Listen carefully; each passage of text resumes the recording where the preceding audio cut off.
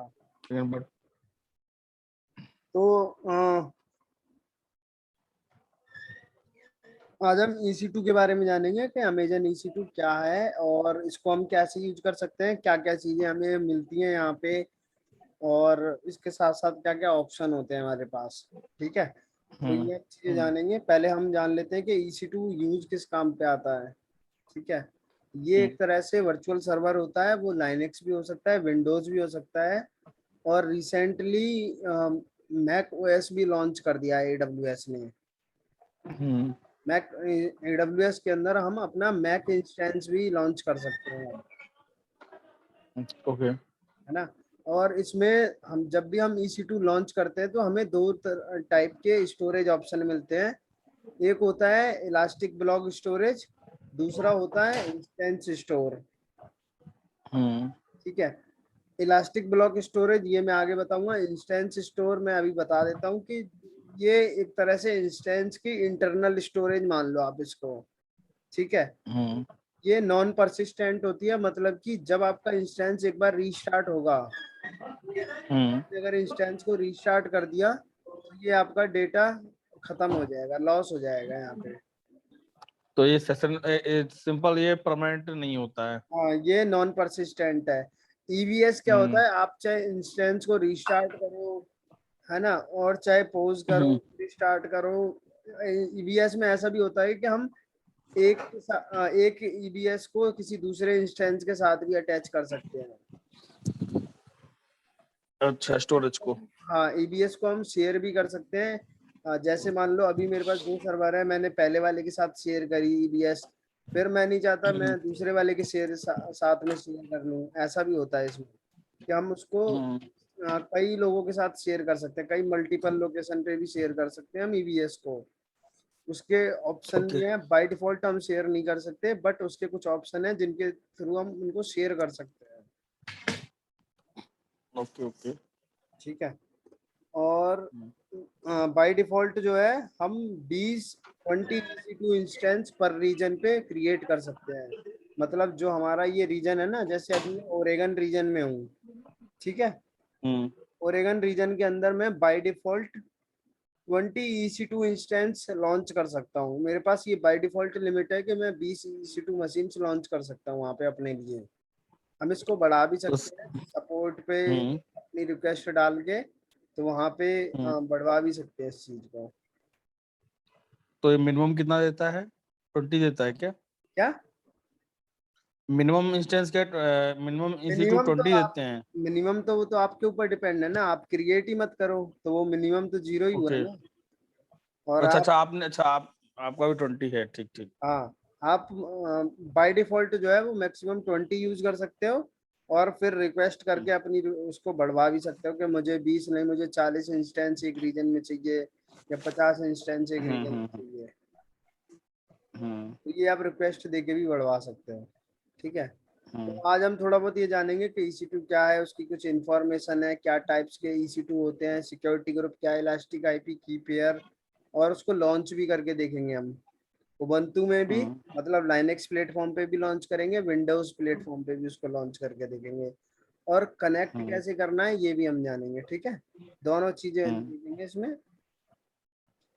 तो यूज क्या होता है मैं ये बता देता हूँ थोड़ा। EC2 का यूज जो होता है वो अपनी एप्लीकेशन को वहां पे हम डिप्लॉय करते हैं। मैं सबसे सिंपल वही है लैंग्वेज कि हम अपनी एप्लीकेशन को या किसी भी फ्रेमवर्क की एप्लीकेशन को हम EC2 के अंदर डिप्लॉय कर सकते हैं, अपने सर्वर को डिप्लॉय कर सकते हैं। मान लो कोई मेरी वेबसाइट है, मुझे चेक करना है या कुछ टेस्टिंग करनी है, या मुझे किसी ऐप सर्वर की टेस्टिंग करनी है, या वेब सर्वर की टेस्टिंग करनी है, तो मैं वहां पे थोड़ी देर के लिए अपनी वेबसाइट को डिप्लॉय कर सकता हूँ। या हो सकता है मुझे वहां अच्छी लगी, मुझे वेबसाइट मेरी सब चीज परफेक्टली, या डेवलपर ने सारी चीजें बढ़िया बनाई, तो मैं हमेशा के लिए वहां पे डिप्लॉय कर सकता हूँ। उसके ऊपर डिप्लॉयमेंट भी कर सकता हूँ, टेस्टिंग भी कर सकता हूँ, है ना। तो एक तरह से EC2 को मतलब हम एप्लीकेशन बिल्ड करते हैं और वहां पे टेस्टिंग के लिए डाल देते हैं, या डिप्लॉय कर देते हैं हमेशा के लिए कि हाँ भाई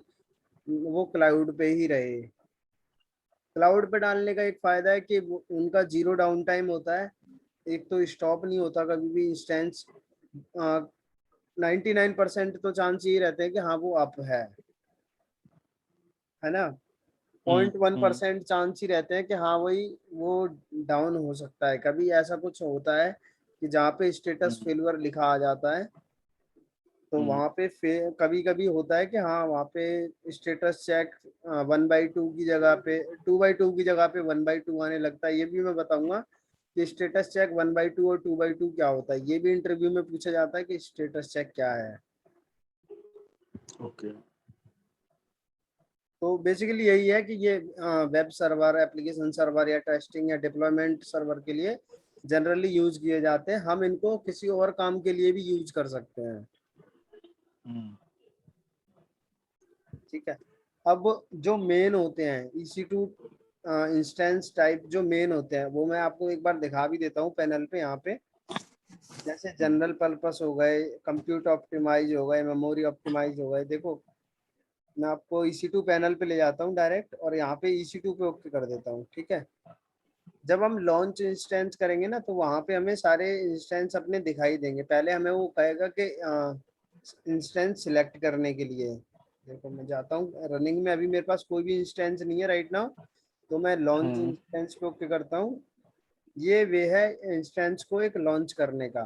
तो यहाँ पे हमें अपने सारे इंस्टेंस के मतलब ओएस दिखाई दे जाएंगे एक तरह से, कि अगर मुझे लाइनेक्स लॉन्च करना है या विंडोज लॉन्च करना है। और यहाँ पे हमारे पास अब जो है लेटेस्ट में ऑप्शन भी है कि हम मैक ओएस भी लॉन्च कर सकते हैं। है ना मैक ओएस। तो हाँ Mac हाँ। का भी सपोर्ट अब इसमें आ गया है कि हम एप्पल के भी ओएस यहाँ पे लॉन्च कर सकते हैं। और क्या कहते हैं, देखो यहाँ पे 3 हैं, बिग सूर, कैटिलिना, मोजावे, ये तीनों मैक ओएस के हैं। रेड हैट का भी यहाँ पे है। ठीक है। यूबंतु का भी सपोर्ट यहाँ पे है, विंडोज का भी है। देखो विंडोज सर्वर 2019 भी है यहाँ पे। ये तो है आपके मशीन की AMI, अमेजन मशीन इमेज जिसको बोलते हैं, AMI सिलेक्ट करने के लिए। ठीक है। तो यहाँ पे ये मशीन इमेज है, यानी कि उस OS की इमेज जिसको हम डिप्लॉय करना चाहते हैं। ठीक है। ये उस मतलब OS की इमेज है जिसको हम डिप्लॉय करना चाहते हैं। अगर मैं यहाँ पे उबंटू की इमेज सिलेक्ट करूंगा तो उबंटू ही मेरे पास वहां पे आएगा इंस्टेंस में। ठीक है। तो हम सबसे पहले यहाँ पे सिलेक्ट कर लेते हैं। मान लो मुझे विंडोज का कुछ एक काम करके देखना है, कुछ भी छोटा सा।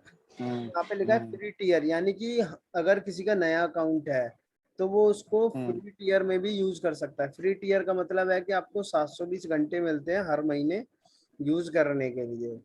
तो फ्री टीयर भी इसको यूज कर सकते हैं। फ्री टीयर अकाउंट में भी मैंने सिलेक्ट कर दिया। अब यहाँ पे आ गया इंस्टेंस टाइप, जैसा हम अपने स्लाइड में देख रहे थे ना कि इंस्टेंस टाइप क्या होता है। ठीक है। अब यहाँ पे आते हैं। यहाँ पे देखो लिखा हुआ है जनरल पर्पस, कंप्यूट ऑप्टिमाइज्ड या मेमोरी ऑप्टिमाइज, स्टोरेज ऑप्टिमाइज। तो हम ये चीजें यहाँ से भी ऐसे स्लाइड करके भी चेक कर सकते हैं कि यहाँ पे देखो लिखा हुआ है वर्चुअल CPU 1 है, फिर ये धीरे धीरे बढ़ते चले जाएंगे। ठीक है। और यहाँ पे लिखा है मेमोरी मतलब रैम, मेमोरी का मतलब रैम है। और इंस्टेंस की अगर स्टोरेज की बात करें तो उसमें कौन सी स्टोरेज यूज की गई है, EBS यूज की गई। EBS। ठीक है। बाय डिफॉल्ट जो होती है EC2 के साथ हमें EBS ही मिलती है बाय डिफॉल्ट। ठीक है। और यहाँ पे देखो यहाँ पे टाइप भी सिलेक्ट कर सकते हैं हम, जैसे कौन से टाइप का इंस्टेंस लेना, उनकी फैमिली भी डिसाइड कर सकते हैं। जैसे देखो यहाँ पे T1 T3, ये मैंने जो आपको एक PDF दिया होगा ना, PDF दिया था मैंने एक आपको हाँ हाँ हाँ। इंट्रोडक्शन से, उसमें ये सारे लिखे हुए हैं कि कौन सा किस फैमिली का है। ठीक है। तो हम नीचे जाते हैं तो उसमें दिखाई दे जाता है। मैं देखो नीचे जब मैं जाऊंगा ना, तो T फैमिली का ये T3 ये लार्ज है, इसमें 8 GB रैम है। और हम आगे तक जा सकते हैं। देखो C सीरीज का है ये C4। हाँ 64 तक है। और भी आगे जा सकते हैं, 192 GB है इसमें C5 लार्ज में, है ना। और बहुत सारे उसमें देखो, इसमें देखो SSD लगी आने लगी अब। 32 GB है, वर्चुअल CPU 16 है, और यहाँ पे SSD लगी हुई है 400 GB की। तो ऐसे करके हम मतलब जो हमारी रिक्वायरमेंट होती है जो हमें रिक्वायरमेंट मिलती है क्लाइंट की तरफ से या किसी कंपनी की तरफ से, या हमें मेल पे लिखा हुआ आता है कि हमें एक T2 माइक्रो इंस्टेंस लॉन्च करना है, या मतलब ऐसे करके एक मेल आता है, तो हमें उसी हिसाब से सिलेक्ट करके तब लॉन्च करना होता है। ठीक है? या तो ये डिपेंडेंसी आपके ऊपर रहेगी कि हाँ, या तो क्लाइंट आपको ये कहेगा कि हाँ मुझे एक इंस्टेंस क्रिएट करना है, मुझे अपनी एक वेबसाइट पे के लिए करना है, और मेरा ट्रैफिक 10,000 लोगों का पर डे है या 20,000 लोगों का पर डे है, तो और वो बताएगा कि रिक्वायरमेंट ये है, तो हमें उस हिसाब से क्रिएट करना पड़ता है। अगर मान लो कि उस टाइप के इंस्टेंस पे वो वेबसाइट नहीं चल पा रही है, या फिर कुछ इशू आ रहा है उसमें हैंग होने में, तो हम इंस्टेंस को अपडेट भी कर सकते हैं। ठीक है, इंस्टेंस को स्टॉप करके हम अपडेट भी कर सकते हैं। अभी हम क्या करेंगे, हमेशा क्या होता है कि टेस्टिंग पर्पसेस के लिए T2 माइक्रो ही यूज करते हैं, सिर्फ टेस्टिंग पर्पसेस के लिए, क्योंकि ये फ्री टियर है। और देखो यहाँ पे लिखा हुआ है 750 आवर्स हमें फ्री मिलते हैं ईच मंथ। ठीक है, तो अभी हम T2 माइक्रो ही लॉन्च करेंगे फिलहाल के लिए। ठीक है, मैं रिव्यू एंड लॉन्च पे एक बार क्लिक कर देता हूँ, हम अपने स्लाइड पे वापस आते हैं कि हम थे कहाँ पर।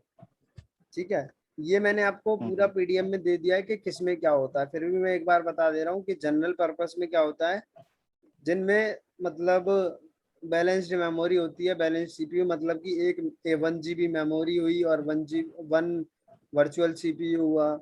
कंप्यूट ऑप्टिमाइज में क्या होता है कि सीपीयू के जो नंबर होते हैं, वर्चुअल सीपीयू के जो नंबर होते हैं वो ज्यादा होते हैं। मेमोरी ऑप्टिमाइज में क्या होता है कि स्टोरेज थोड़ी ज़्यादा होती है।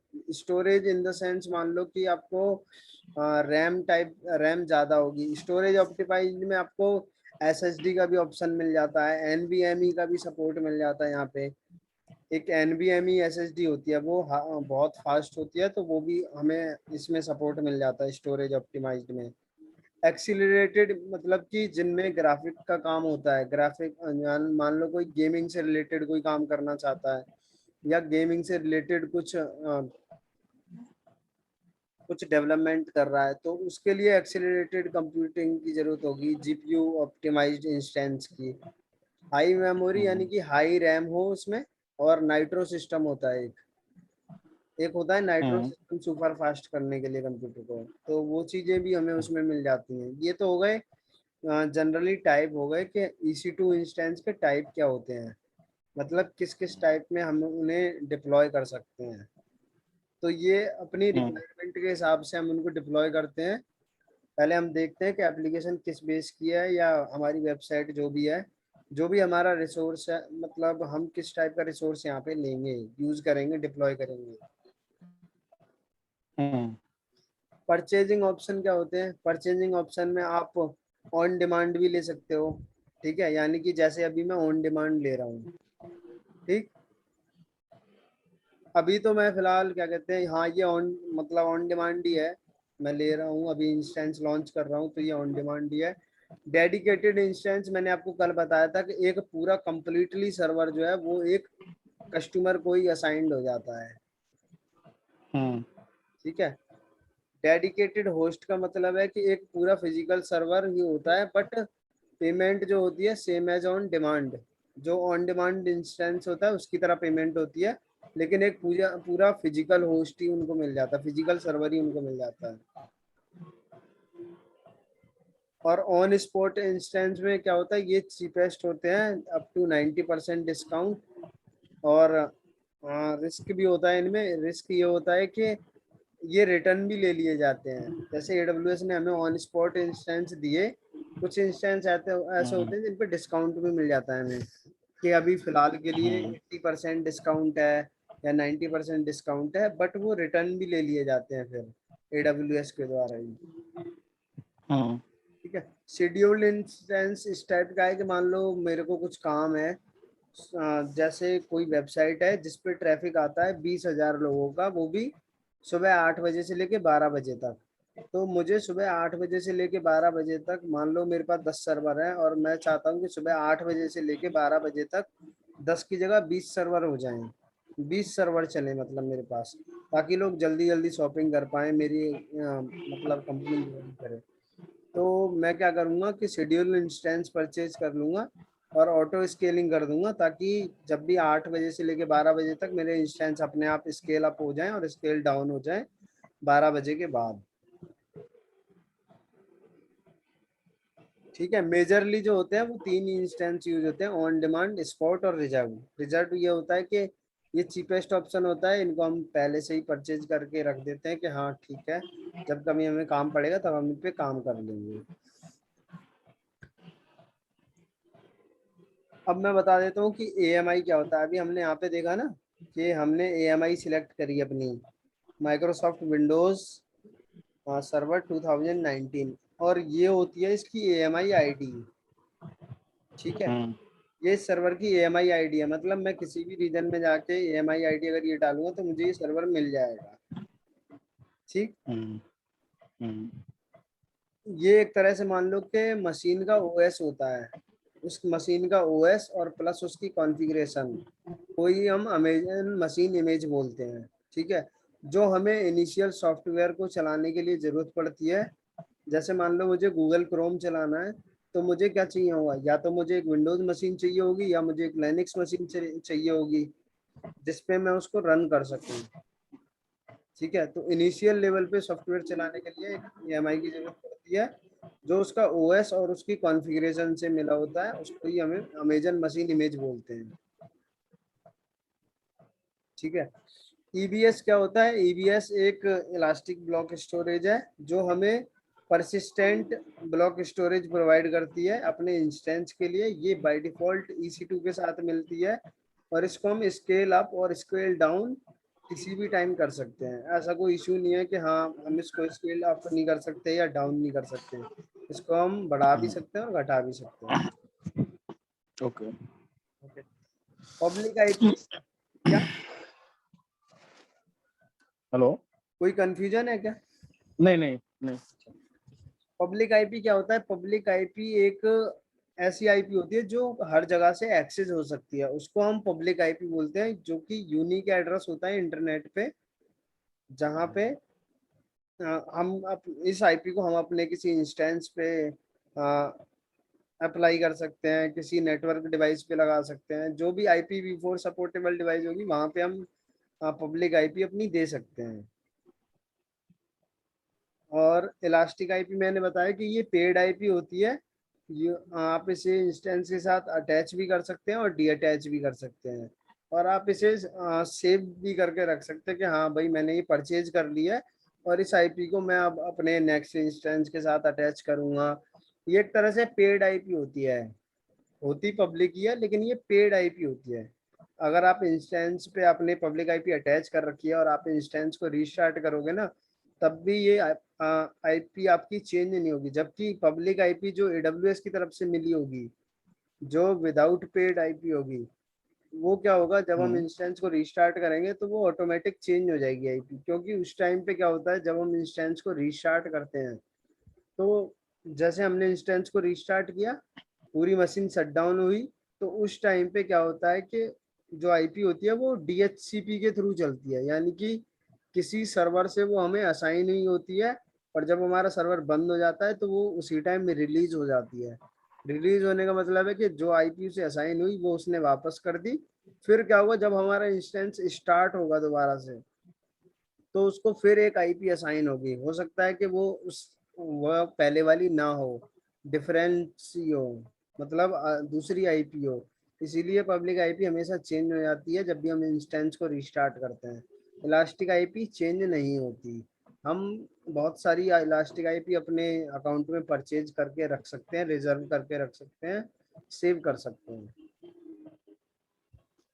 और सिक्योरिटी ग्रुप क्या होता है? सिक्योरिटी ग्रुप जो होता है, मैं आपको बताऊंगा। अभी देखो हमने इंस्टेंस यहाँ पे सिलेक्ट कर लिया है, ठीक है, मैं यहाँ पे आता हूँ। मैंने यहाँ पे इंस्टेंस की AMI भी सिलेक्ट कर लिया, यानी कि मशीन भी सिलेक्ट कर लिया है। ठीक है, और यहाँ पर एक मिनट में प्रीवियस आता हूँ, और प्रीवियस आता हूँ।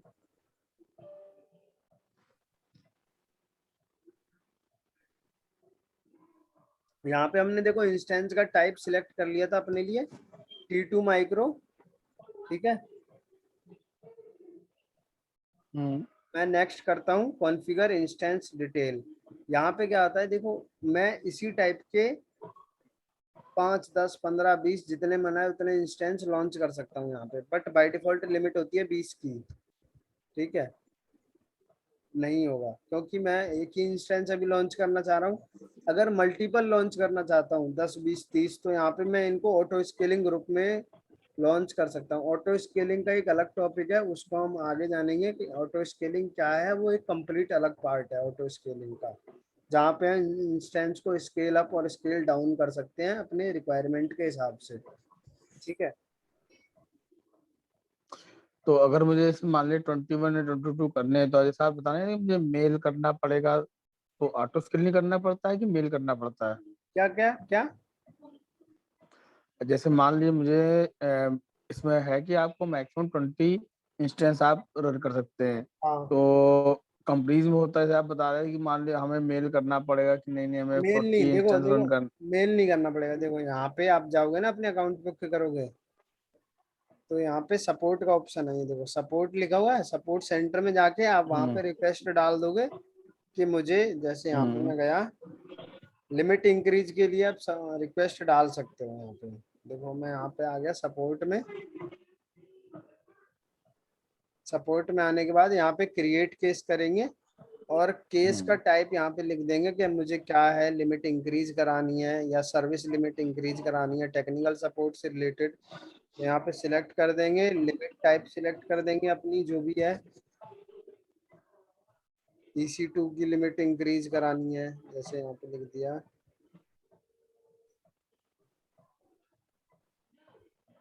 तो EC2 की लिमिट इंक्रीज कराने के लिए EC2 सिलेक्ट कर लेंगे, या जो भी आपको सर्विस इंक्रीज करानी है वो उसका सिलेक्ट कर लेंगे, और डिस्क्रिप्शन में यहाँ पे लिख देंगे जो भी आप चाहते हो वो। फिर वो आपको कॉल करेंगे, आप मेल के थ्रू भी कांटेक्ट कर सकते हो, और कॉल के थ्रू, और वेब सपोर्ट भी ले सकते हो।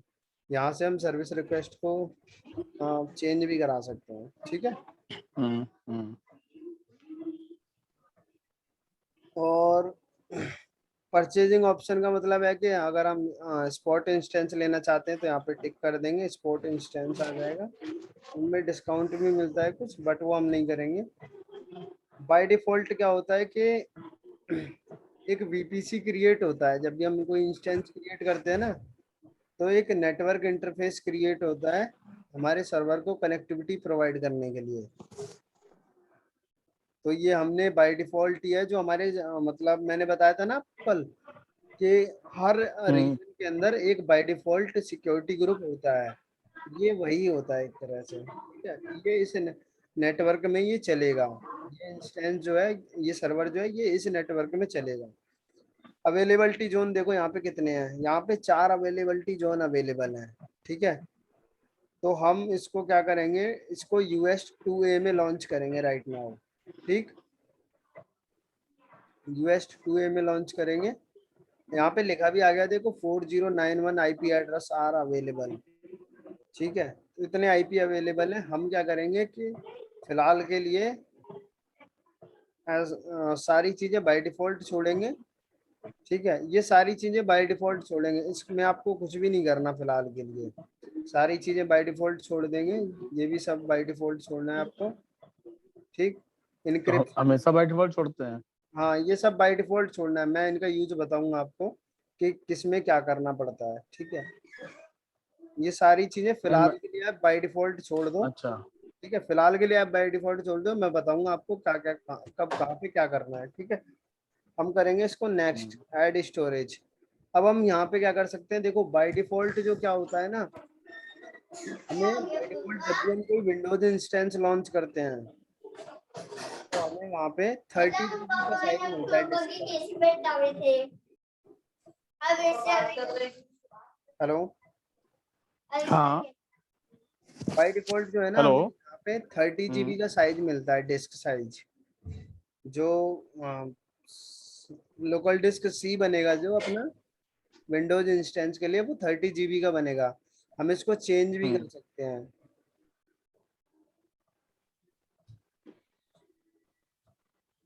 और जो वॉल्यूम टाइप होता है, EBS वॉल्यूम टाइप, वो बाय डिफॉल्ट GP2 मिलता है। जनरल पर्पस SSD मिलता है, ठीक है। इनको हम चेंज भी कर सकते हैं, बट बाय डिफॉल्ट GP2 ही रहता है, इसको हम ऐसे ही रहने देंगे। IOPS का मतलब ये है कि इनपुट आउटपुट प्रोसेस पर सेकेंड, इनपुट आउटपुट ऑपरेशन पर सेकेंड है ये, ठीक है। तो यहाँ पे क्या होता है कि ये 100 ऑपरेशन इनपुट आउटपुट के एक टाइम में कर सकता है, पर सेकंड कर सकता है। अगर मैं इसको अभी यहाँ पे 40 कर दूं तो देखना कितना होगा। अभी मैंने 40 कर दिया तो यहाँ पे 120 हो गया, यानी कि बाय डिफॉल्ट 3 IOPS 1 GB पर होते हैं, 1 GB पर 3 IOPS होते हैं, ठीक है। अगर यहाँ पे 33 करता हूँ तो भी ये 100 होंगे, मिनिमम 100 होते हैं। और अगर मैं 33 से आगे जाता हूँ, ये मतलब बाय डिफॉल्ट 3 IOPS 1 GB पर जाते हैं। हेलो, क्या बोले? अ, 30 ऊपर जाते क्या होता हर है? एक टीवी पर 3 IOPS असाइन होते हैं, ठीक है। ये IOPS क्या होता है? IOPS मतलब इनपुट आउटपुट ऑपरेशन पर सेकेंड, अच्छा अच्छा। यानी कि जैसे कोई मेरी डिस्क है, वो 1 सेकेंड में 100 बार परफॉर्मेंस। राइट कर सकती है, परफॉर्मेंस मतलब हम्म उसका, हम्म। ठीक है। तो ये 33 बाद जैसे हम लोग एक एक बढ़ाते हैं, मान ले साइज 35 30, तो ये ऑटोमेटिक कम होता रहता है। नहीं नहीं, ऑटोमेटिक कम नहीं, ऑटोमेटिक ज्यादा होगा। यहाँ पे जैसे मैं 40 करता हूँ ना, तो हम्म 3 के हिसाब से लगा लो, 1 GB पर 3 है, ठीक है। 40 पे हम्म कितने होंगे? 120 होंगे। अगर मैं 400 हम्म कर देता हूँ तो देखो कितना होगा, हम्म। 1200 हो गया, 3 गुना अच्छा, ज्यादा 1 GB पे। होता है। अच्छा अच्छा। 8 GB पे 3 होते हैं, ठीक है। हम्म।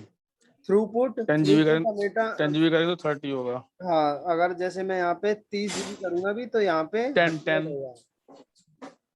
तो ये तो 103 90 आना चाहिए तो। 90 नहीं, हम्म। मिनिमम 100 यहाँ पे रिक्वायरमेंट होती है। मिनिमम 100 तो होंगे ही होंगे, चाहे आप 20 क्यों ना लो। अच्छा अच्छा यहाँ पे 20 अच्छा करूंगा तब अच्छा। भी 100 ही होंगे, ठीक है। Okay okay okay. अगर हम 33 से ऊपर बढ़ेंगे तब जाके वहां पे हम्म। ज्यादा होंगे, ठीक है। हर एक, हाँ ठीक। हाँ, तो बाय डिफॉल्ट जो है वो साइज रहता है, डिस्क साइज जो रहता है विंडोज के लिए, वो 30 GB रहता है, और IOPS 100 रहते हैं, ठीक है। थ्रूपुट का मतलब ये, थ्रूपुट की रिक्वायरमेंट SSD में नहीं होती, ये हमेशा काम आता है मैग्नेटिक में। मैग्नेटिक हम्म डिस्क जो है वो थ्रूपुट पे काम करती है। डिस्क, जब हम डिस्क का पूरा एक सेशन पढ़ेंगे ना, EBS वॉल्यूम, तो मैं उसमें बताऊंगा हम्म कि थ्रूपुट क्या होता है, कैसे काम करता है, ठीक है।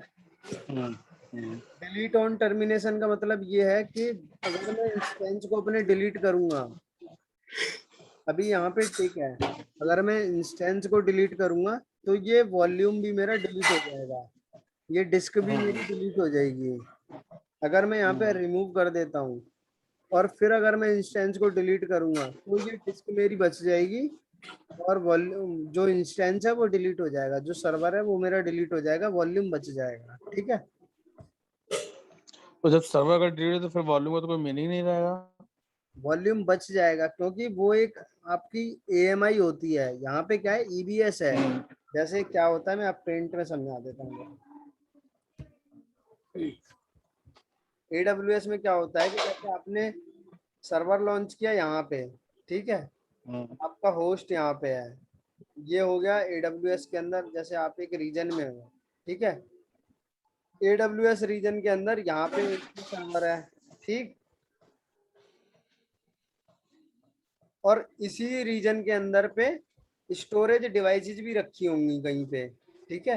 हम्म जैसे ये स्टोरेज डिवाइसेस हो गई, ये नेटवर्क डिवाइसेस हो गई, है ना, ये यहाँ पे IP वाला सेक्शन हो गया। तो क्या होता है, हमने यहाँ पे जैसे एक आपके लिए एक विंडोज मशीन लॉन्च करी, ठीक, तो वो विंडोज मशीन लॉन्च तो यहाँ पे हुई है, लेकिन और स्टोरेज वाला पार्ट यहाँ पे है इसका, ठीक है।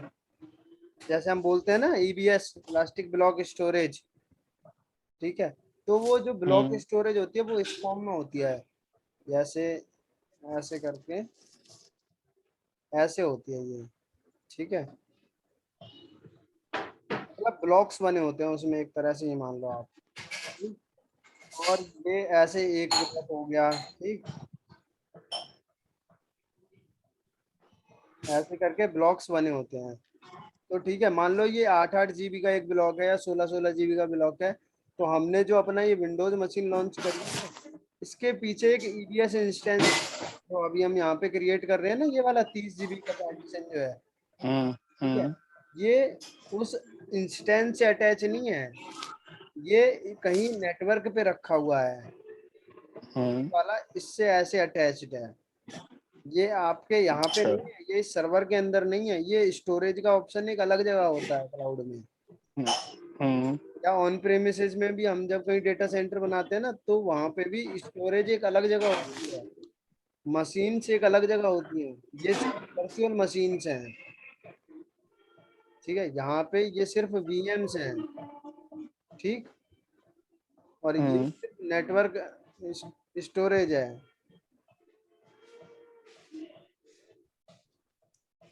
ये स्टोरेज है एक तरह से अपनी, ठीक है, जो कि नेटवर्क के थ्रू अटैच्ड है, जिसको एनएस बोलते हैं ना, नेटवर्क अटैच स्टोरेज।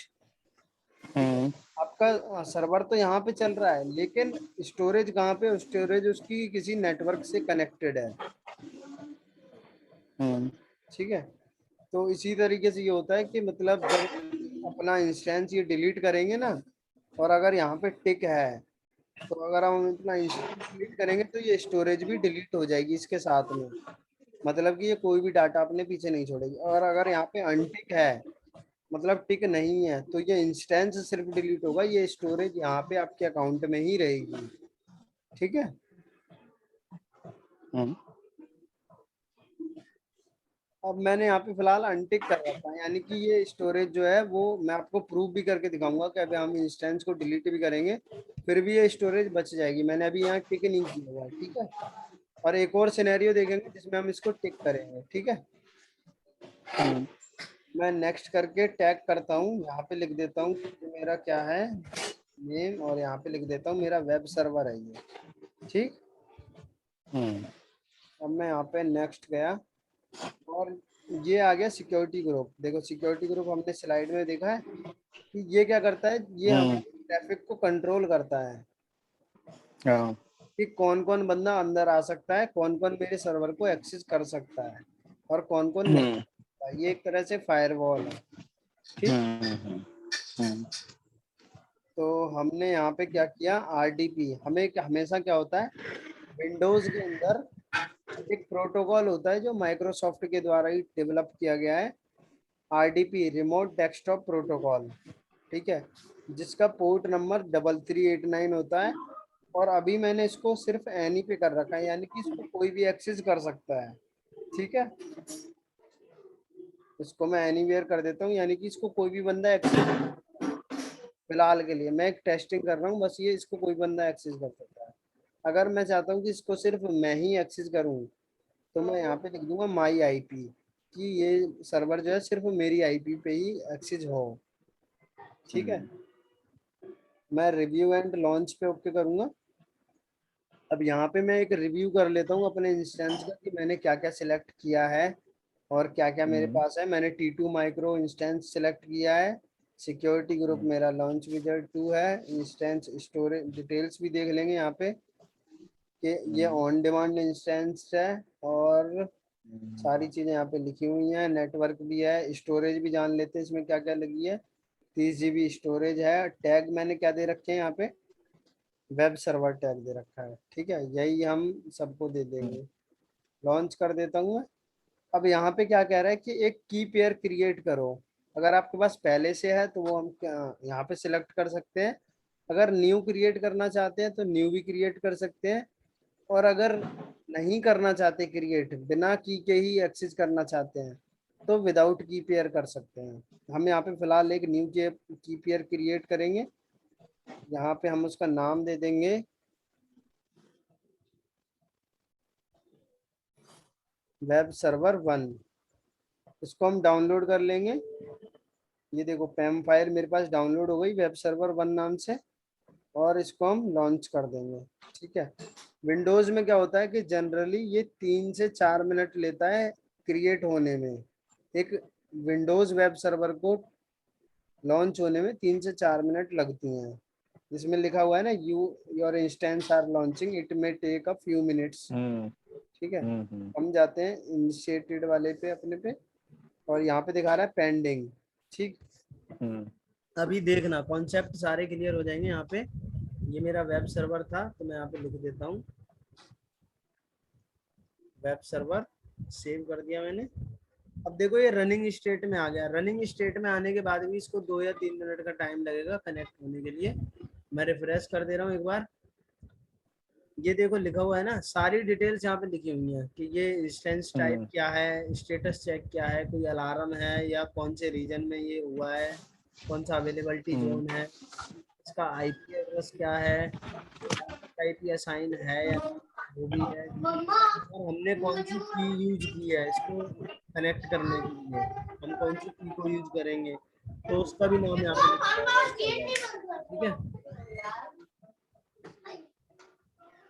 अब हम एक बार और रिफ्रेश कर लेंगे जब तक यहाँ पे स्टेटस चेक 2x2 नहीं आ जाता।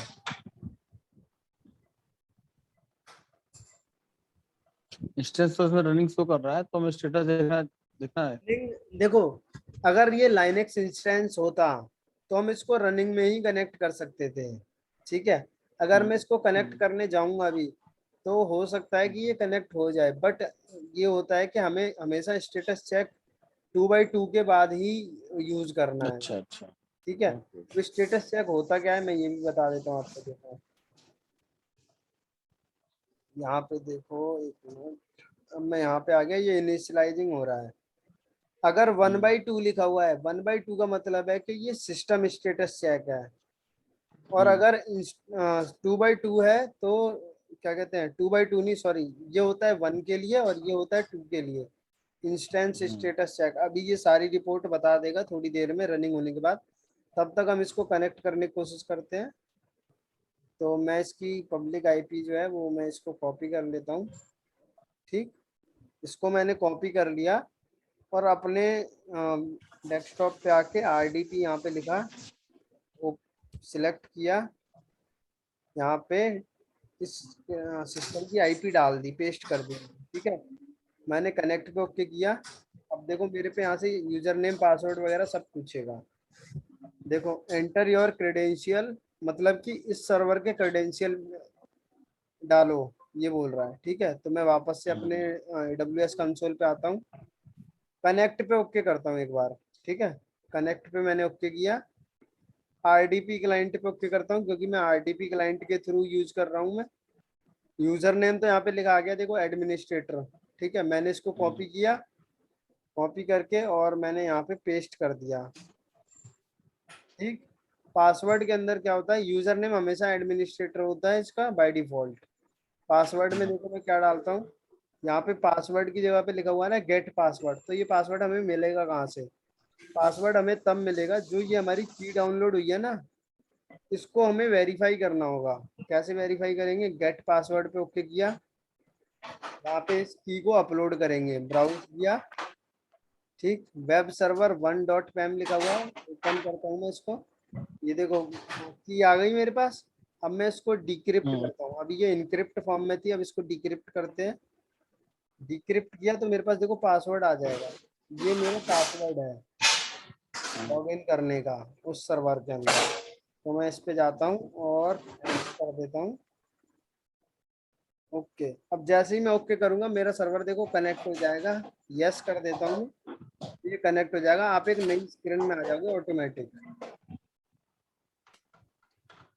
देखो मेरा सर्वर जो है वो रेडी हो रहा है।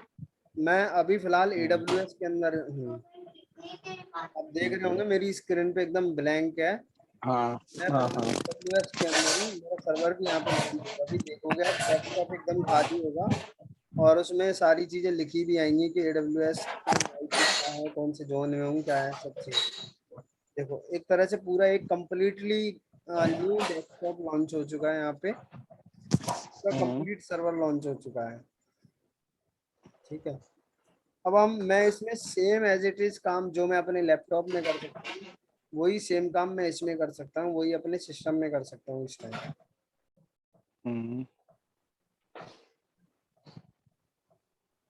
अब क्योंकि ये 1 GB सर्वर है, ये T2 माइक्रो है, तो T2 माइक्रो विंडोज के लिए थोड़ा स्लो होता है, ये लाइनक्स के लिए बेटर होता है हमेशा। ठीक है, अब इसमें देखो लिखा भी आ गया कि इसका आर्किटेक्चर क्या है, टोटल मेमोरी कितनी है, और हम्म आईडी कितनी है, पब्लिक आईपी कितनी है, प्राइवेट आईपी कितनी है, इंस्टेंस साइज कितना है। ठीक है, अब मैं स्टोरेज का पार्ट दिखा देता हूँ आपको। मैं यहाँ पे गया, आप ये सोच रहे होंगे कि मैं अभी अपने लैपटॉप पे काम कर रहा हूँ, नहीं, मैं फिलहाल अपने AWS सर्वर के अंदर हूँ इस टाइम। हम्म मैं जैसे ही फाइल एक्सप्लोरर पे ओके करूंगा, देखो मेरे सामने हम्म फाइल एक्सप्लोरर खुलेगा और उसमें आपको 30 GB की एक डिस्क दिखाई देगी। ये देखो 29.9 GB है। हम्म बाई डिफॉल्ट ये 30 GB आती है अपने पास।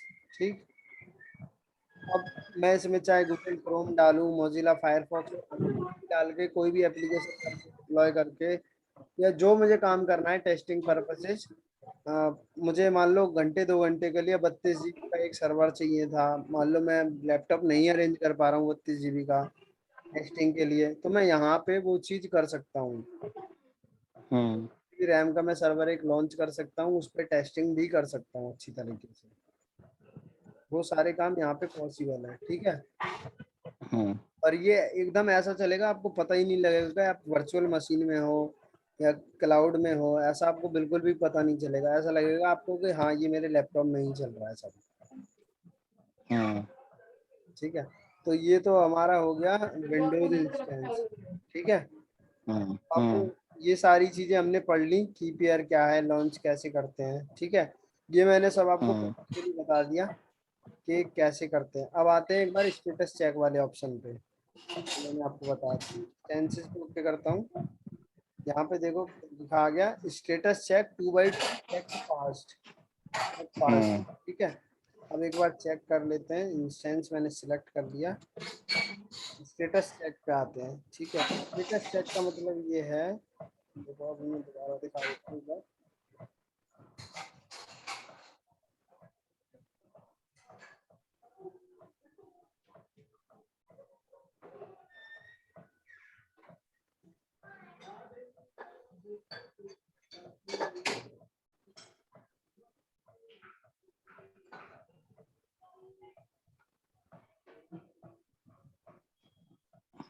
स्टेटस चेक यही होता है कि अगर यहाँ पे 1/2 है, ठीक है, 1/2 है यानी कि सिस्टम में कुछ इशू है।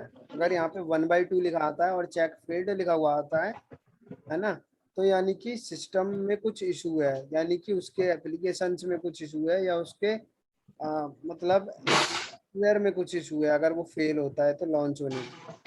और अगर यहाँ पे आता है कि जैसे इंस्टेंस स्टेटस चेक फेल होता है, तो इसका मतलब है कि उस सर्वर में कुछ इशू है, यानी कि उस मशीन में कुछ इशू है जहाँ पे वो लॉन्च हुआ है, या तो उसकी नेटवर्क कनेक्टिविटी फेल है, या मतलब वो रीच नहीं हो पा रहा है IPv4 पे, ऐसा कुछ इशू होता है, तब यहाँ पे स्टेटस चेक फेल्ड लिखा हुआ आता है। ठीक है, हम्म अब हम चलते हैं आगे। सारी चीजें हमने पढ़ ली है कि डाउनलोड कैसे करते हैं, कीपीआर को लॉन्च कैसे करते हैं। ठीक है, हम्म अब हम आते हैं एक क्या कहते हैं AWS how to commit Linux वाले को कैसे करते हैं कनेक्ट। ठीक है, हम्म हम्म लाइनेक्स वाले को हम कैसे कनेक्ट करते हैं। अब लाइनेक्स वाले देखो, इस वाले सर्वर के साथ मैंने क्या किया था, ये अपना जो डिलीट ऑन टर्मिनेशन वाला वो था, फंक्शन था, वो मैंने अनटिक किया था। यानी कि अगर मैं सर्वर को डिलीट करूंगा तो मेरी स्टोरेज बच जाएगी, है ना। मैंने यही तो किया था इसमें, हाँ है ना। तो मैं अब इस सर्वर को डिलीट करता हूँ एक बार, चेक करना। देखो इंस्टेंस स्टेट पे जाना और मैं टर्मिनेट पे click करूंगा।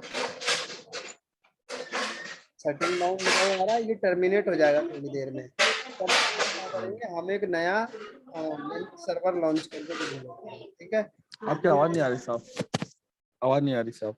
हाँ, अब आ रही है।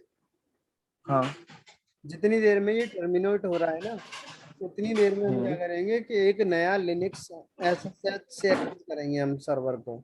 ठीक है, तो इसको हम रिफ्रेश कर देते हैं, यहाँ पे दोबारा से एक इंस्टेंस लॉन्च करते हैं। इस टाइम हम चाहते हैं कि मेरे पास उबंटू उबंटू पे शायद आपने काम किया होगा या सुना होगा, है ना। हाँ क्या हुआ है। हाँ, तो उबंटू हम सिलेक्ट करेंगे, उबंटू 18 या 20 कोई भी सिलेक्ट कर सकते हैं। और यहाँ पे वर्चुअल सीपीयू, ये आपको पता ही है कि इंस्टेंस टाइप क्या होता है। यहाँ पे भी हम T2 माइक्रो ले रहे हैं। ये सब बाय डिफॉल्ट ऐसे ही छोड़ देते हैं किसी काम के लिए। और यहाँ पे सबनेट हम कर देते हैं 2A। नेक्स्ट ऐड स्टोरेज करेंगे। अब लिनक्स में क्या होता है, देखो लिनक्स में क्या होता है, बाय डिफॉल्ट हमें 8 GB मिलता है, 8 GB का स्टोरेज ऑप्शन मिलता है, ठीक है। 30 GB तक फ्री होता है। विंडोज में हमें बाय डिफॉल्ट 30 GB मिलता है, और लिनक्स में 8 GB मिलता है, ठीक है।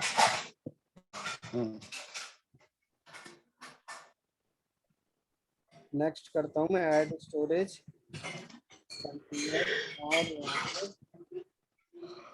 SSH। लाइनेक्स को हम क्या करते हैं, हमेशा SSH के थ्रू एक्सेस करते हैं, ठीक है। पर आपकी तरफ से आवाज बहुत आ रही है तब तक। आवाज आ रही नहीं तो सही है। तो लाइनेक्स क्या होता है, लाइनेक्स को हमेशा हम SSH के थ्रू एक्सेस करते हैं। और मैं इसको कर दे रहा हूँ यहाँ पे फिलहाल माई IP, ठीक है। तो मैं रिव्यू एंड लॉन्च पे ओके करता हूँ एक बार। यहाँ पे मैं सिक्योरिटी ग्रुप का भी आपका कॉन्सेप्ट क्लियर कर दूंगा कि सिक्योरिटी ग्रुप किस तरीके से काम करता है, ठीक है। मैं लॉन्च पे ओके कर रहा हूँ। और यहाँ पे की पेयर जो है हम क्या सिलेक्ट करेंगे, अपना यहाँ पे नया क्रिएट कर लेते हैं। इसको लिख देते हैं माई उबंटू सर्वर।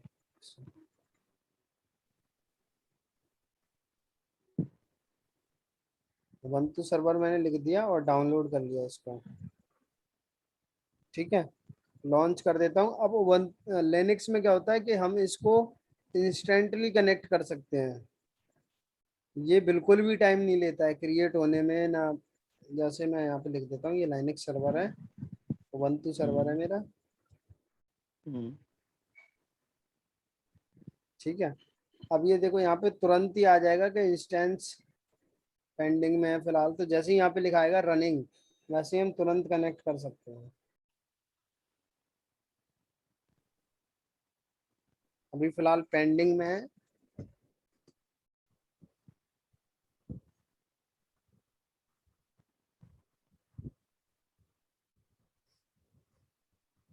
अब यहाँ पे रनिंग में लिखा हुआ आ रहा है, तो मैं डायरेक्ट कनेक्ट कर सकता हूँ। देखो अब मैं गया अपने, ये मेरी IP है इंस्टेंस की, ठीक है। मैंने इसको कॉपी किया और एक प्रोग्राम खोलता हूँ मैं, टर्मियस नाम से एक टूल है, ठीक है। टर्मियस में आता हूँ मैं, टर्मियस को ये मुझे मैंने, डाउनलोड करना पड़ेगा क्या? हाँ टर्मियस एक बहुत अच्छा टूल है जिसमें हम अपने लिनक्स सर्वर को कनेक्ट कर सकते हैं। SSH के लिए यूज किया जाता है ये एक फ्री टूल है जिसको हम यूज कर सकते हैं।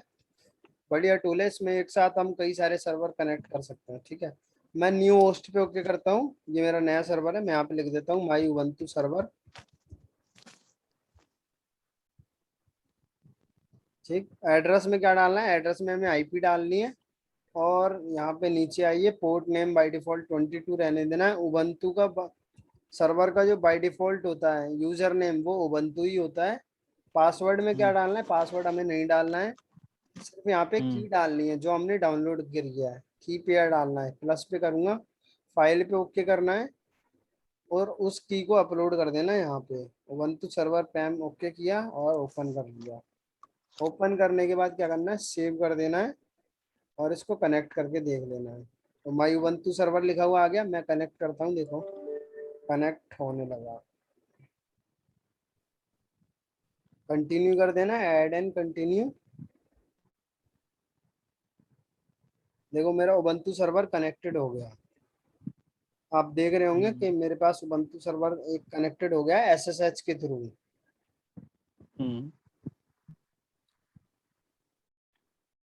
ठीक है। हेलो, हाँ हाँ हाँ स्क्रीन शो हो रही है ना आपको मेरी, हाँ हाँ सो है रही ना। है। तो ये उबंटू एक सर्वर कनेक्टेड हो गया है जो SSH के थ्रू कनेक्टेड है, ठीक है। मेनली क्या होता है कि जो लाइनेक्स होता है वो हमेशा फेमस है उबंटू उसके लिए, एसएसएच के लिए, सीएलआई के लिए, हम्म कमांड बेस्ड के लिए। और जो विंडोज हम्म फेमस है वो जीयूआई के लिए फेमस है। हम्म ठीक है। तो अब हम्म चेक कैसे करेंगे कि मेरा सर्वर चल रहा है या नहीं चल रहा है? तो मैं अभी इसमें पैकेज कुछ डाल देता हूँ ताकि ये आपके एंड पे भी शो हो और हम सिक्योरिटी ग्रुप को वेरीफाई कर पाए, उसको चेक कर पाए कि सिक्योरिटी ग्रुप कैसे काम करता है। ठीक है। तो मैं इसमें कुछ पैकेजेस डाल रहा हूँ, आप उनको स्किप कर दीजिएगा। ठीक है।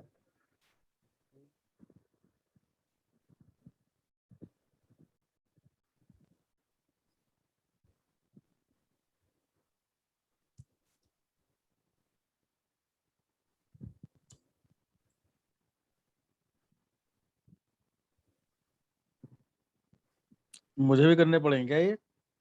हाँ, नहीं ये मैं टेस्टिंग पर्पसेस के लिए, आप सिर्फ आपको सिक्योरिटी ग्रुप के लिए मैं दिखाना चाह रहा हूँ ये होता क्या है। ये लिनक्स में है। मैं आपको बताऊंगा सारा कि लिनक्स में क्या क्या कैसे कैसे होता है, ये सारी चीजें बताऊंगा।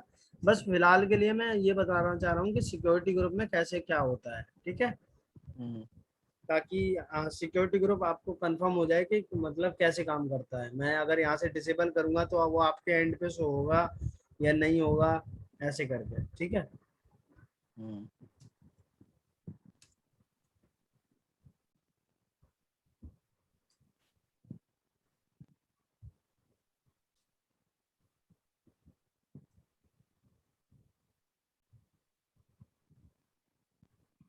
अच्छा, जो आपने सॉफ्टवेयर किया था वो इंस्टॉल करना जरूरी है? उसके बिना बिना नहीं होगा ऐसा कनेक्ट? क्या? जो आपने कोई एक सॉफ्टवेयर था, मैं भी देखा किया था, बना इसे एसएस के लिए करते हैं, वो करना जरूरी है?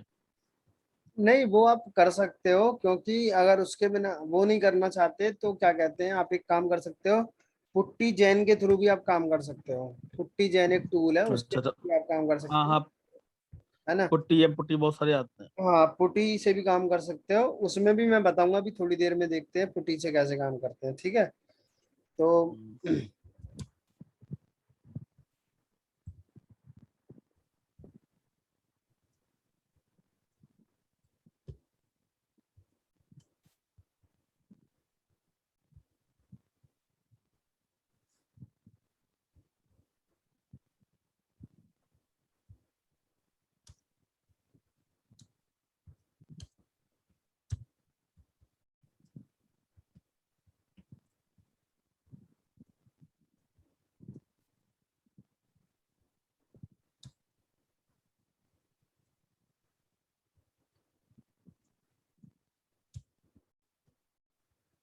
देखो, मैंने फिलहाल टेस्टिंग के लिए एक प्रोग्राम लिखा है छोटा सा, सिर्फ टेस्टिंग के लिए। ठीक है। अब हम चेक करेंगे।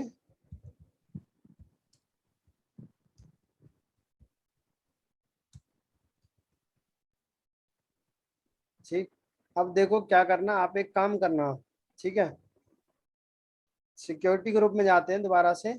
ये तो आपको सब समझ में आ गया होगा कैसे लॉन्च करना है, कैसे क्या। हम्म।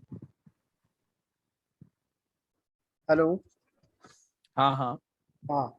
तो अभी हम फिलहाल सिक्योरिटी ग्रुप में जाते हैं। ठीक है। सिक्योरिटी ग्रुप में चेक करते हैं अपना सिक्योरिटी ग्रुप क्या है। लॉन्च विजार्ड 3 है, इस पे मैं ओके करता हूँ। अब देखो इनबाउंड रूल क्या है यहाँ पे, देखना मैजिक, देखना अब बस आप। ठीक है। अब यहाँ पे मैंने HTTP अलाउ नहीं कर रखा है, यानी कि मैं इस सर्वर पे वेबसाइट को एक्सेस नहीं कर सकता हूँ। ठीक है। मतलब मैं यहाँ से बैठ के उस वेबसाइट को एक्सेस नहीं कर सकता हूँ जो मैंने फिलहाल सर्वर पे चला रखी है। ठीक। तो मैं इस आईपी को अपने कॉपी करता हूँ ब्राउजर में। चेक करना आप, ब्राउजर में मैंने यहाँ पे पेस्ट कर दिया। ओपन करने की कोशिश करता हूँ, देखो क्या आएगा। ये ओपन नहीं होगी। ठीक है। आप भी अपने एंड पे ट्राई करो, गूगल क्रोम खोलो, वहां पे ट्राई करो। हम्म। क्या ये आईपी वहां पे ओपन हो रही है, ये चेक करो। 1 सेकंड। 54.149.250।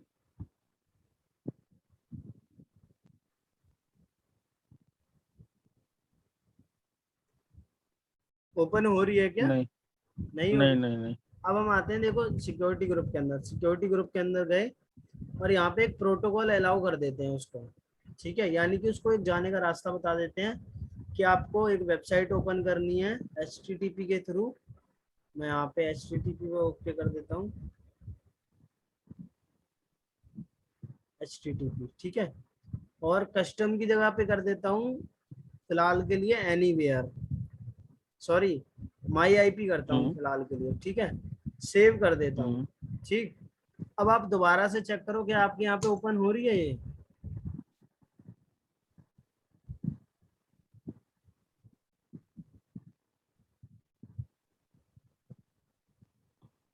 नहीं मेरा तो नहीं हो रही अभी। आपकी तरफ नहीं हो रही ना, बट मेरी तरफ हो नहीं। रही है। क्यों हो रही है? क्योंकि मैंने यहाँ पे सिक्योरिटी ग्रुप में लिख रखा है माई आईपी, सिर्फ ये मेरी आईपी पे ओपन हो। अब अपने आप एंड पे दोबारा से रिफ्रेश करना, मैं एक बार दोबारा से चेंजेस कर रहा हूँ। यहाँ पे कर देता हूँ मैं एनीवेयर, यानी कि ये आईपी, ये सर्वर कहीं से भी एक्सेस हो जाए।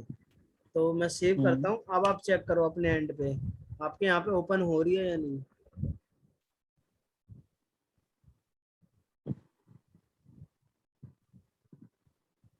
हेलो। हाँ हाँ कर रहा हूँ। हाँ, चेक किया? हाँ हाँ हेलो। हाँ हाँ हेलो, दिस दिस साइड अच्छा फ्रॉम, हाँ आ रही है। हो रही है ना? हम्म। ठीक है, तो बस यही कॉन्सेप्ट था कि हम यहाँ से अपने सर्वर का एक्सेस को मैनेज कर सकते हैं सिक्योरिटी ग्रुप के अंदर से। ठीक है। हम्म अब मैं अगर दोबारा से यहाँ पे माई आईपी कर दूंगा ना, तो ये फिर से आपके यहाँ पे एक्सेस नहीं होगी। हम्म।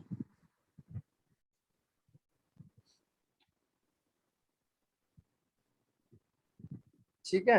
अब हम देखते हैं कि इंस्टेंस को डिलीट कैसे करते हैं। यहाँ तक आपको सब क्लियर हो गया होगा। ये अपना जो यूनिक्स वाला था, इसका मुझे यू नहीं समझा आपने इसको। इसको किया फिर, अच्छा आप प्रोग्राम लिखा था, ठीक ठीक। क्या? ओ ये आ गया, ठीक है ठीक आ गया। क्या हो गया? आ गया है, कह रहा हूँ आ गया, समझ आ गया। हाँ, ठीक है। अब हम ये देखते हैं कि इंस्टेंस को डिलीट कैसे करते हैं। ठीक है, तो हमें क्या करना है, अभी हमने क्या करा था, इस वाले इंस्टेंस को हमने टर्मिनेट कर दिया है, यानी कि डिलीट कर दिया है। ठीक है, हम्म जो हमारा हम्म पहले वाला था, हम्म विंडोज वाला जो इंस्टेंस था ना, वो हमने डिलीट कर दिया था। बट ये यहाँ पे हम्म दिखाता है थोड़ी देर के लिए कि टर्मिनेटेड है, ये थोड़ी देर बाद यहाँ से चला जाएगा। ठीक है, इसका हम डिस्क देख लेते हैं, जो हमने वहाँ पे डिस्क ऑप्शन सिलेक्ट किया था ना, कि वो सेव रखना है हाँ। या नहीं रखना है, तो उसको चेक कर लेते हैं एक हम्म बार। यहाँ पे जाएंगे वॉल्यूम्स के अंदर, वॉल्यूम्स में चेक करेंगे कि वो डिस्क है या नहीं है। देखो, हम्म ये दोनों डिस्क अवेलेबल है, जो हमने विंडोज के साथ चलाई थी वो भी अवेलेबल है, और जो लाइनक्स के साथ चल रही है वो भी अवेलेबल है। कैसे? देखो हम्म यहाँ पे लिखा हुआ है, लाइनक्स वाली जो है वो इन यूज में है, यानी कि अभी यूज हो रही है। और विंडोज वाली क्या हम्म। है, अवेलेबल है, हम उसको किसी और के अवेलेबल है। साथ अटैच कर सकते हैं। ठीक है, हम्म यहाँ पे हम्म अटैचमेंट भी लिखा हुआ आता है, अटैचमेंट आईडी क्या है। इस पे ओके करेंगे तो अपना हम्म इंस्टेंस आ जाएगा वापस से, यही वाला। ठीक है, अब हम्म हम इसको एक बार डिलीट करके देखते हैं, क्योंकि हमने जब उबंटू वाला इंस्टेंस लॉन्च किया था तो यहाँ पे टिक किया था, delete on termination option tick किया था। ठीक है, मैं इंस्टेंस स्टेट पे जाता हूँ, टर्मिनेट पे ओके करता हूँ, तो ये शटिंग डाउन हो रहा है अभी। और देखना वॉल्यूम भी डिलीट हो जाएगा इसके साथ में।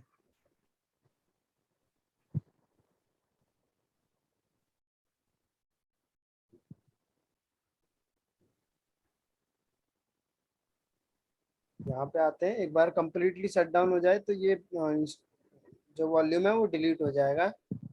रिफ्रेश कर देते हैं एक बार फिर से, चेक कर लेते हैं एक बार इंस्टेंसेस में जाके, सेटिंग डाउन हो रहा है अभी। टर्मिनेटेड लिखा हुआ आ गया, तो इसका मतलब ये इंस्टेंस टर्मिनेट हो गया। वॉल्यूम्स में जाते हैं एक बार, देखो वो वॉल्यूम भी डिलीट हो गया, यानी कि जब हमने डिलीट ऑन टर्मिनेशन किया था तो वो टर्म हम डिलीट होने के साथ टर्मिनेट भी हो गया। ठीक है, और अब नहीं हम ये जो वॉल्यूम दिखा, ये जो क्या? वॉल्यूम दिखा रहा है ये, अभी जो वॉल्यूम दिखा रहा है ये केवल विंडो का दिखा रहा है ना इस समय। हाँ, केवल विंडोज का दिखा रहा है। हम्म ठीक ठीक है, एक्शन पे जाते हैं, हम इसको मैनुअली भी डिलीट कर सकते हैं, डिलीट वॉल्यूम कर देंगे तो ये वॉल्यूम भी डिलीट हो जाएगा। लैब करने के बाद सारी चीजें हमें डिलीट कर देनी है, ठीक है। दोनों चीजें टर्मिनेट हो गई, अब हमारे पास कोई चार्ज नहीं लगेगा इसका। जब हमें लैब करनी होगी हम फिर से लॉन्च कर लेंगे, उससे क्या होगा कि प्रैक्टिस भी हो जाएगी और चीजें आसान भी होंगी नेक्स्ट टाइम के लिए।